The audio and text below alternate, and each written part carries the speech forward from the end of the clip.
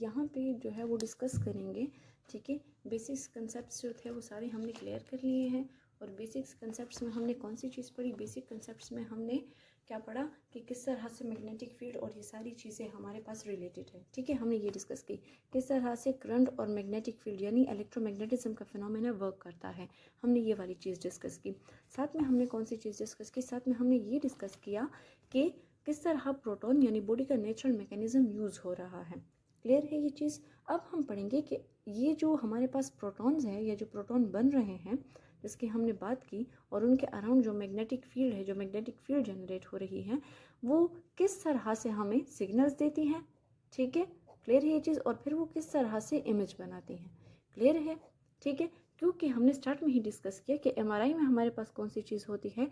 MRI में हमारे पास ये चीज़ होती है कि वहाँ पे बॉडी का नेचुरल मैकेनिज्म्स यूज़ होता है। कौन सा मैकेनिज्म? बॉडी का नेचुरल मैकेनिज्म यूज़ होता है इमेज बनाने के लिए। Natural mechanism in a sense जो बॉडी के अंदर जो नेचुरली एटम्स प्रेजेंट है, फॉर एग्जांपल हाइड्रोजन एटम जो प्रेजेंट है उसकी हमने बात की। क्लियर है ये चीज़? हाइड्रोजन एटम यानी हम इसको प्रोटॉन कहेंगे। यहाँ पे प्रोटॉन जो मौजूद है उसके अराउंड जो मैग्नेटिक फील्ड बन रही है, और ये मैग्नेटिक फील्ड क्यों बन रही है? Because it behaves as a tiny bar of magnet. ठीक है, और ये इसकी स्पिन क्वांटम प्रॉपर्टी है। क्लियर है चीज़? हमारे पास बॉडी में तो कार्बन, हाइड्रोजन, ऑक्सीजन इस किस्म के हाइड्रोजन नहीं, कार्बन, ऑक्सीजन इस किस्म के भी हमारे पास एलिमेंट्स मौजूद है। बट इन एलिमेंट्स का जो टोटल स्पिन होता है वो ज़ीरो होता है, ये बात याद रखें। और जब ज़ीरो स्पिन हो तो कोई मैग्नेटिक फील्ड जनरेट नहीं होगी। क्लियर है ये चीज़? या मैग्नेटिक फील्ड जो बाहर से है वो अगर हम अप्लाई भी करेंगे तो उसका कोई इफेक्ट शो नहीं होगा। ठीक है, तो उसके लिए प्रोटॉन वो सूटेबल ऑप्शन, ये हम प्रीवियस लेक्चर में डिस्कस कर चुके हैं डिटेल में। क्लियर है ये चीज़? तो यहाँ पे अब हम डिस्कस करेंगे कि ये हो कैसे रहा है। अगर प्रोटॉन है वो तो हमें पता चल गया कि वाई प्रोटॉन, प्रोटॉन हाउ कैसे कर रहा है। अब हम इस क्वेश्चन को आंसर करने की कोशिश करेंगे। क्लियर है ये चीज़? ठीक है, और एमआरआई इमेजिंग की डेफिनेशन भी ऐसे थी कि यहाँ पे हम बॉडी के नेचुरल मैग्नेटिक प्रॉपर्टी को यूज़ करके इमेज क्रिएट कर रहे हैं। So before going into depth हम एक चीज़ पढ़ लेते हैं, दैट इज एक्सिस, इसको हम बोलते हैं एनाटॉमिकल, ठीक है, कोऑर्डिनेट सिस्टम। ये एक्सिस का समझना बहुत ज़्यादा ज़रूरी है। क्लियर है? ठीक है, एनाटॉमिकल कोऑर्डिनेट सिस्टम। एमआरआई को समझने के लिए एमआरआई के प्रोटॉन्स कैसे काम करते हैं, कहाँ से सिग्नल्स आ रही है बॉडी में, किधर से हमारे पास प्रोटॉन्स जो है वो मैक्सिमम सिग्नल दे रहे हैं और कहाँ से प्रोटॉन सिग्नल नहीं दे रहे हैं, ये समझने के लिए एनाटॉमिकल कोऑर्डिनेट सिग्नल्स को सिस्टम को समझना जो है वो बहुत ज़्यादा ज़रूरी था। ठीक है, तो ज़रूरी था यहाँ तक। क्लियर? अब ये है क्या, हमारे पास 3 एक्सिस हैं, X axis, Y axis and Z axis. ठीक है, हमें पता है। क्लियर है ये चीज़? तो फॉर एग्जांपल ये पेशेंट की बॉडी है मेरे पास। क्लियर है ये चीज़? क्या है, कौन सी चीज़ है? पेशेंट की बॉडी है। पेशेंट का जो लॉन्ग एक्सिस है फ्रॉम फीट टू हेड, ये वाला एक्सिस, ये आ जाएगा जेड एक्सिस। ठीक है, क्लियर है ये चीज़? तो आपके पास फीट टू हेड कौन सा एक्सिस है? Z axis. वाई एक्सिस जो है हमारे पास वो बैक टू फ्रंट होता है, यानी पीछे से आगे की तरफ, जिसको आप एनाटॉमिकल लैंग्वेज में पोस्टीरियर टू एंटीरियर भी बोलते हैं। ठीक है, एक होता है एक्सिस, एक्स एक्सिस, जो कि होता है लेफ्ट टू राइट साइड वाला या राइट टू लेफ्ट। ठीक है, अगर मैं पेशेंट को यूँ लेटा दूँ, ये पेशेंट जो है ये लेटा हुआ है, तो ये इसका जेड एक्सिस हो जाएगा। क्लियर है? ठीक है, ये इसका कौन सा एक्सिस, पीछे से आगे, this will be Y axis. और एक्स एक्सिस को हम ड्रॉ नहीं कर सकते क्योंकि 3D पेज नहीं है, तो हम इसको एक्स एक्सिस ड्रॉ कर लेते हैं। तो ये हमारे पास एक्सिस हो गए, इसको आप लोगों ने याद रखना है। क्लियर है ये चीज़? क्योंकि ये बहुत इंपॉर्टेंट है। ठीक है, ये तो डायरेक्शंस थे, ये तो एक्सिस हमने बना लिए, एमआरआई इमेज को समझने के लिए ज़रूरी थे। एक और डायरेक्शन हमने पढ़ी थी जो कि बी नॉट थी। ठीक है, किसकी डायरेक्शन थी? बी नॉट की डायरेक्शन थी। बी नॉट की डायरेक्शन कहाँ थी? हमने पढ़ा था कि along the long axis of the MRI machine या बोर ऑफ द मशीन। ठीक है, फॉर एग्जांपल अगर ये आपके पास बोर ऑफ द मशीन है, ये गोल जो मैंने ड्रॉ किया है, this is the bore of the machine, तो आपको पता है वो उस बोर के अंदर टेबल आती है और बाहर जाती है, अंदर जाती है टेबल और बाहर जाती है। सेम उसी तरह जिस तरह एमआरआई की या सीटी की गैंट्री में होता है। ठीक है, तो सीटी की गैंट्री होती है, एमआरआई का ये बोर होता है, बोर में हमारे पास टेबल अंदर जाएगा और बाहर आएगा। सो ये लॉन्ग एक्सिस जो है ये उसका एमआरआई मशीन की फील्ड की डायरेक्शन ये होती है। ठीक है, ये चीज़ क्लियर है। तो ये एक्सिस और बी नोट की डायरेक्शन, इसको आप लोगों ने याद रखना है। अब अब आपको पता होगा कि जो लॉन्ग एक्सिस है वो ये वाली डायरेक्शन है। जब मैं पेशेंट को लटाऊंगी तो वो इस डायरेक्शन में लटाऊंगी ना, तो ऑटोमेटिकली जो मैग्नेटिक फील्ड की डायरेक्शन है और पेशेंट का लॉन्ग एक्सिस है, ठीक है, कौन सा एक्सिस, लॉन्ग एक्सिस है, उसकी डायरेक्शन सेम आ जाएगी। क्लियर है ये चीज़? पेशेंट का लॉन्ग एक्सिस और मैग्नेटिक फील्ड की डायरेक्शन हमारे पास क्या आ जाएगी, सेम आ जाएगी। अब ये आपने याद रखना है, ठीक है। अब हम पढ़ेंगे कि प्रोटॉन के साथ क्या होता है जब वो मैग्नेटिक फील्ड में आता है, ठीक है। फर्स्ट चीज़, पेशेंट आया मेरे पास और पेशेंट को मैंने लेटाया कहाँ पे, एमआरआई मशीन में। ये हमें पता है पेशेंट कहाँ पे आके लेटा, पेशेंट आके लेटा एमआरआई मशीन में। अब इस दौरान हमें पता है कि पेशेंट की बॉडी के अंदर हमारे पास प्रोटॉन्स मौजूद हैं, ठीक है, और प्रोटॉन्स में मोशन हो रही है, दैट इज स्पिनिंग। कौन सी मूवमेंट है, spinning, but they are spinning randomly. What, they are spinning randomly. For example कुछ की डायरेक्शन ऐसे हैं, कुछ की डायरेक्शन ऐसे, कुछ ऐसे डायरेक्टेड है, कुछ ऐसे, कोई स्पेसिफाइड डायरेक्शन नहीं है, अपनी मर्जी के डायरेक्शन में घूम रहे हैं। This is the random direction of proton. The moment they enter the MRI bore, ये जैसे ही आपने उनको एमआरआई मशीन में लटाया, इनके प्रोटॉन्स क्या हो जाएंगे, अलाइन हो जाएंगे। एमआरआई मशीन में जाते ही प्रोटॉन्स क्या हो जाएंगे, अलाइन हो जाएंगे। कैसे अलाइन हो जाएंगे, हमारे पास कुछ आ जाएंगे पैरेलल,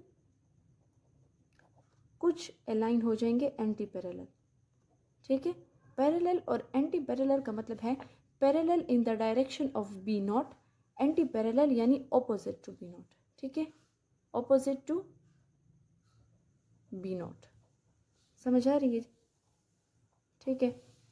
यानी कुछ ये जो मैग्नेटिक फील्ड है बी नॉट जिसको मैंने ड्रॉ किया था, कुछ प्रोटॉन इसके इस डायरेक्शन में ऐसे अलाइन हो जाएंगे और कुछ ऑपोजिट अलाइन हो जाएंगे, ठीक है, कुछ पैरेलल और एंटी पैरेलल। अब यहाँ पे एक क्वेश्चन आपने माइंड में रखना है कि why some proton align parallel and some anti parallel, why, इसको हम बाद में जाके आंसर करेंगे, ठीक है।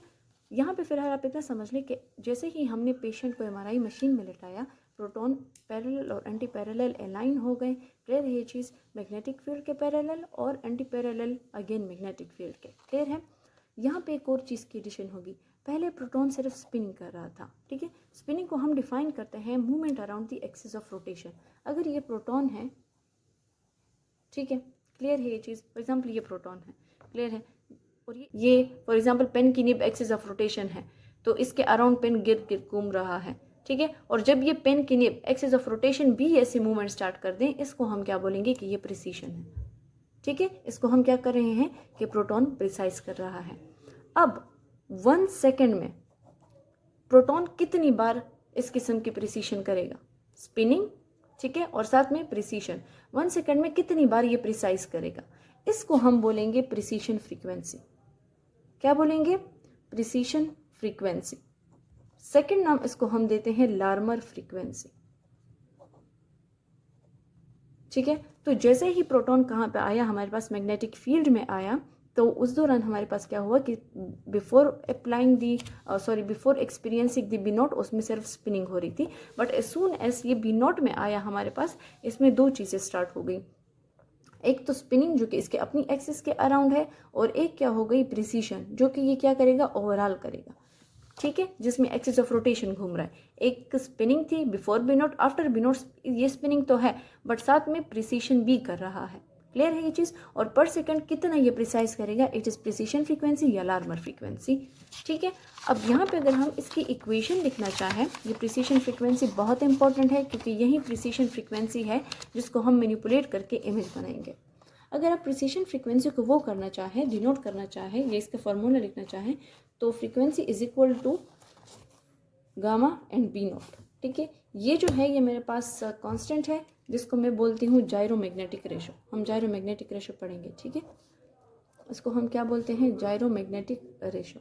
क्लियर है। एफ इज फॉर फ्रीक्वेंसी यानी प्रिसीशन फ्रीक्वेंसी या लार्मर फ्रीक्वेंसी, और साथ में बी नॉट, ठीक है। जितनी मेरे पास मैग्नेटिक फील्ड की स्ट्रेंथ होगी, ये बात याद रखें, उतनी ही ज़्यादा प्रिसीशन फ्रीक्वेंसी होगी।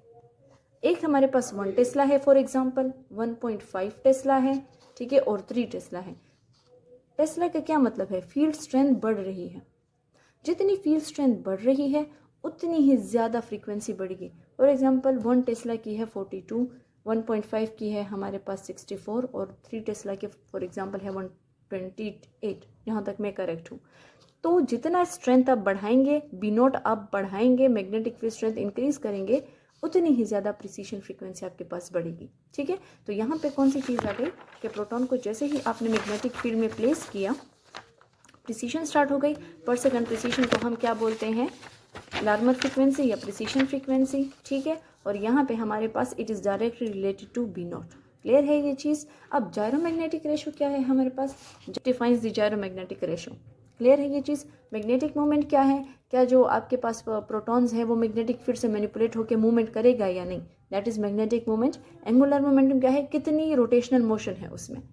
तो इसकी रेशो को हम जायरोमैग्नेटिक रेशो बोलते हैं और ये हर एक न्यूक्लियस का स्पेसिफिक है। ठीक है, क्या है हमारे पास, हर एक स्पेसिफिक न्यूक्लियस की जायरोमैग्नेटिक रेशो होती है। और बच्चे ये जायरोमैग्नेटिक रेशो प्रोटॉन की सबसे ज़्यादा बेहतरीन थी। दैट्स वाई हमने किसको चुना, यानी वाटर मॉलिक्यूल की हमने हाइड्रोजन या प्रोटॉन को चुना अपनी सिग्नल डिटेक्शन के लिए। ठीक है, सो यहाँ पे हमारे पास इस तरह का पूरा प्रोसेस हो रहा है कि हमने पेशेंट को प्लेस किया, अब पेशेंट में पैरेलल एंटी पैरेलल अरेंज हो गए और प्रिसीशन स्टार्ट हो गई। अब क्वेश्चन आता है कि ये पैरेलल एंटी पैरेलल का क्या मतलब है। फॉर एग्जांपल अगर मैं यूं ड्रॉ करूं, ठीक है, और इसको मैं बनाऊं जेड एक्सिस। जेड एक्सिस कौन सा एक्सिस था, if you do remember it was the long axis of the body. ठीक है आपके पास, तो ये जेड एक्सिस हुआ और ये मेरे पास एक्स वाई जो भी है। क्लियर है ये चीज़। अब जब पेशेंट को मैंने एमआरआई मशीन में लेटाया तो ये अगर जेड एक्सिस की डायरेक्शन है इस तरह से, तो बी नॉट की डायरेक्शन भी ऐसे थी, तो कुछ इसके पैरेलल अरेंज हो गए, ठीक है, और कुछ एंटी पैरेलल। अब क्वेश्चन था वाई, क्यों पैरेलल क्यों एंटी पैरेलल। इसका एक रीज़न ये है कि हमारे पास जो बी नॉट है, यानी ये वाली मैग्नेटिक फील्ड है हमारे पास, ये क्या कर देती है, प्रोटॉन को दो क्वांटम स्टेट में डिवाइड कर देती है, दो एनर्जी स्टेट में डिवाइड कर देती है। क्लियर है, एक हमारे पास लो एनर्जी स्टेट होता है और एक हमारे पास क्या होता है, हाई एनर्जी स्टेट। ठीक है, low energy state spin up करेंगे, जिसको हम बोलेंगे कि ये पैरेलल हो जाएंगे। ठीक है, और हाई एनर्जी स्पिन डाउन, या हमारे पास anti parallel. This is the first reason. ठीक है, सेकेंड रीजन हमारे पास है कि बॉडी का जो टेम्परेचर है, ठीक है, बॉडी का क्या टेम्परेचर, समझ आ रही है। बॉडी के टेम्परेचर की वजह से या थर्मल स्टेट की वजह से हमारे पास क्या हो जाता है कि कुछ प्रोटॉन्स जो है, मतलब जो हमारे पास ये एक्सपीरियंस कर रहे हैं, बी नॉट एक्सपीरियंस कर रहे हैं, ये प्रोटॉन कहाँ चले जाएंगे, हमारे पास हाई एनर्जी स्टेट में चले जाएंगे। ये जो थर्मल एनर्जी है हमारे पास, ये बॉडी का जो टेम्परेचर है, इसकी वजह से प्रोटॉन को क्या मिलती है, काइनेटिक एनर्जी मिलती है। क्लियर है ये चीज़। काइनेटिक एनर्जी की वजह से हमारे पास क्या होता है, प्रोटॉन्स जो है, कुछ प्रोटॉन वो हाई एनर्जी स्टेट में चले जाते हैं। समझ आ रही है इस चीज़ की, हाई एनर्जी स्टेट में चले जाते हैं यानी स्पिन डाउन हो जाते हैं। So these are the two main reason कि कुछ प्रोटॉन स्पिन अप और स्पिन डाउन हो गए। और बाय नेचर हमारे पास जो पैरेलल है या स्पिन अप है वो ज़्यादा होंगे। ठीक है, बाय नेचर हमारे पास क्या होगा, स्पिन अप या स्पिन डाउन जो है, पैरेलल जो है वो ज़्यादा होंगे। क्लियर है ये चीज़। नेक्स्ट वीडियो में हम डिस्कस करेंगे कि किस तरह से हमारे पास ये नेट मैग्नेटाइजेशन वेक्टर बन रहा है, और फिर हम नेट मैग्नेटाइजेशन को मैनिपुलेट करके क्या बना रहे हैं, सिग्नल्स, और साथ में